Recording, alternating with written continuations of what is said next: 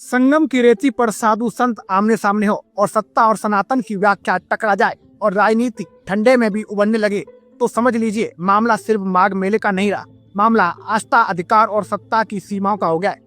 दोस्तों, प्रयागराज माघ मेले में मौनी अमावस्या के दिन शंकराचार्य स्वामी अभिमुक्तेश्वरानंद सरस्वती को संगम नोज पर जाने से रोके जाने की घटना ने ठीक यही किया है। एक ऐसा विवाद खड़ा कर दिया जो थमने का नाम नहीं ले रहा है। साधु संत दो धड़ों में बढ़ चुके हैं, सत्ता पक्ष और विपक्ष आमने सामने है और उत्तर प्रदेश की राजनीति कड़ाके की ठंड में भी गर्म हो चुकी है। सवाल ये नहीं है कि भीड़ थी या नहीं, सवाल ये है कि परंपरा, मर्यादा और संवैधानिक अधिकारों की व्याख्या आखिर कौन करेगा। दोस्तों, प्रशासन या सनातन की परंपरा। मौनी अमावस्या के दिन गंगा स्नान के लिए निकले शंकराचार्य को प्रशासन ने ये कहकर रोक दिया कि संगम नोज पर भीड़ ज्यादा है और वहां लेकर जाना संभव नहीं है। और यहीं से विवाद ने आग पकड़ ली दोस्तों, क्योंकि शंकराचार्य के अनुयायियों के साथ कथित हाथापाई की खबरें सामने आई, उनका कई वीडियो भी सामने आए, अपमान का आरोप लगा और स्वामी अभिमुक्तेश्वरानंद वहीं धरने पर बैठ गए, भोजन पानी त्याग दिया और कहा गया कि ये केवल एक व्यक्ति का नहीं बल्कि शंकराचार्य परंपरा का अपमान है। इसके बाद प्रशासन की ओर से एक नहीं बल्कि 2 नोटिस भेजे गए, जिनका जवाब शंकराचार्य ने 8 पन्नों में दिया और साफ शब्दों में चेतावनी दी, यदि परंपरा और अधिकारों का हनन हुआ तो अदालत की अवमानना और मानहानि तक का रास्ता अपनाया जाएगा। यहीं से ये मामला धार्मिक से राजनीतिक और प्रशासनिक से वैचारिक बन गया। दोस्तों, समाजवादी पार्टी प्रमुख अखिलेश यादव इस मुद्दे पर फ्रंट फुट पर नजर आए। उन्होंने न केवल शंकराचार्य से बात की बल्कि खुले मंच से योगी सरकार को कटघरे में खड़ा करते हुए कहा कि भाजपा सनातन की परंपराओं को तोड़ रही है, संतों और शंकराचार्यों का जानबूझकर अपमान किया जा रहा है। और उन्होंने ये भी आरोप लगाया कि यदि कोई अधिकारी शंकराचार्य से पहचान पत्र मांगता है तो इससे बड़ा सनातन का अपमान क्या हो सकता है। दोस्तों, अखिलेश यादव ने कहा कि ये केवल एक संत का नहीं बल्कि सनातन, पूरे हिंदू धर्म का अपमान है, माघ मेला और देश की आस्था का अपमान है और समाजवादी पार्टी किसी भी साधु संत के अपमान के खिलाफ मजबूती से खड़ी रहेगी। उनके इस रुख ने साफ संकेत दे दिया कि विपक्ष इस मुद्दे को सिर्फ धार्मिक नहीं बल्कि राजनीतिक रूप से बनाने के मूड में है।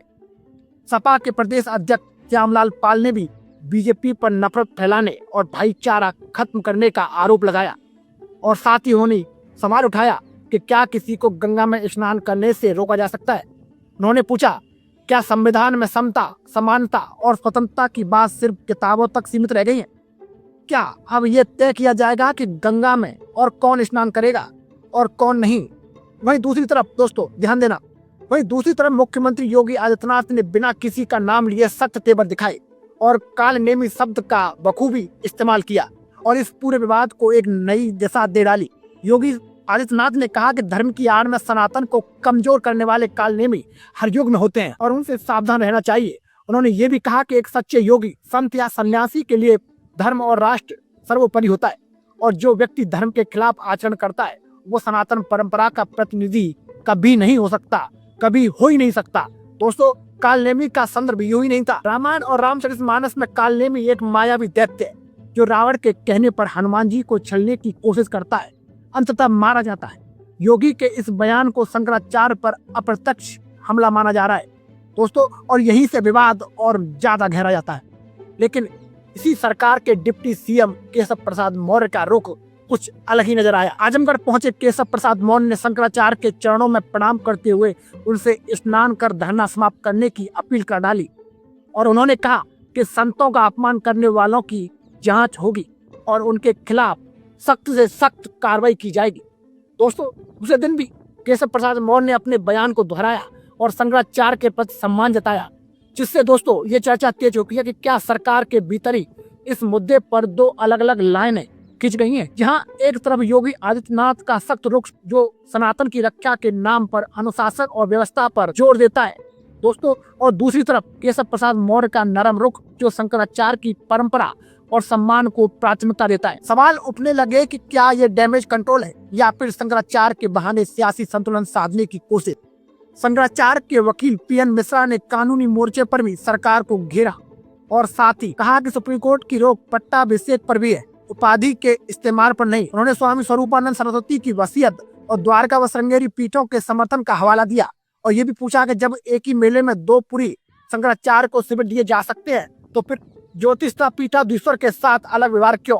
शंकराचार्य के अनुयायियों का आरोप है कि सरकार उन्हें जानबूझकर टारगेट कर रही है, क्योंकि स्वामी अभिमुक्तेश्वरानंद योगी सरकार की नीतियों के खिलाफ खुलकर बोलते हैं।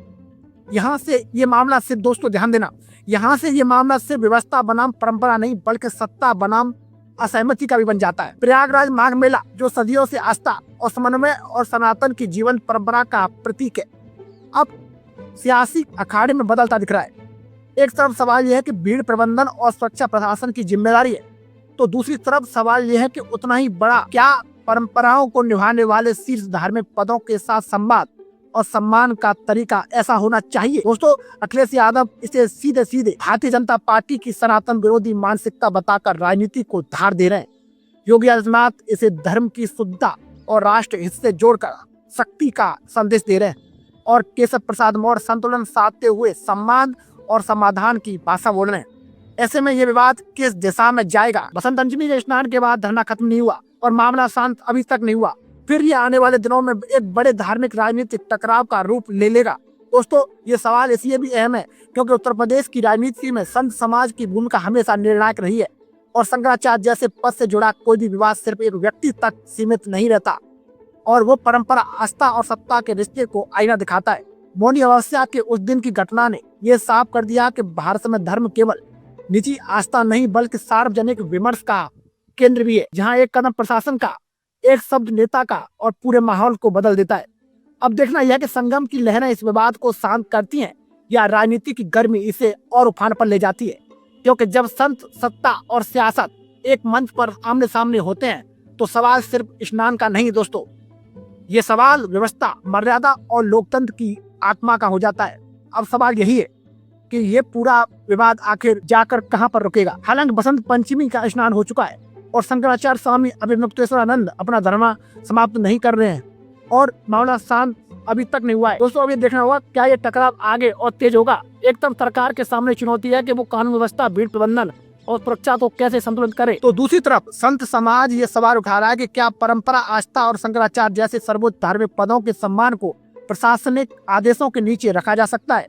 यही वो बिंदु है जहाँ पर विवाद साधारण नहीं रह जाता बल्कि सत्ता और सनातन परंपरा के रिश्ते पर सीधा सवाल बन जाता है। दोस्तों, अखिलेश यादव इस मुद्दे को बीजेपी के खिलाफ एक बड़े नैरेटिव में बदलते दिख रहे हैं, और सनातन के अपमान का आरोप, संतों के सम्मान की राजनीति और प्रशासनिक तानाशाही का सवाल। असल में ये विवाद केवल दोस्तों शंकराचार्य बनाम प्रशासन नहीं है, ये उस रेखा की तलाश है जहाँ धर्म की परंपरा और राज्य की व्यवस्था एक दूसरे से टकराती हैं। माघ मेला जैसे आस्था के सबसे बड़े आयोजन में अगर संवाद की जगह टकराव हावी होगा तो उसका संदेश दूर तक जाएगा। आने वाले दिन तय करेंगे कि यह प्रकरण एक चेतावनी बनकर खत्म होगा या फिर उत्तर प्रदेश की राजनीति में संत समाज और सत्ता के रिश्तों को नई परिभाषा दे देगा।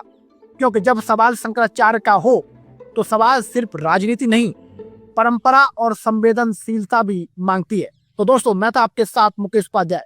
अगर आपको हमारी जानकारी अच्छी लगी हो तो कमेंट बॉक्स में जय श्री राम लिखना न भूलें। जय हिंद, जय भारत।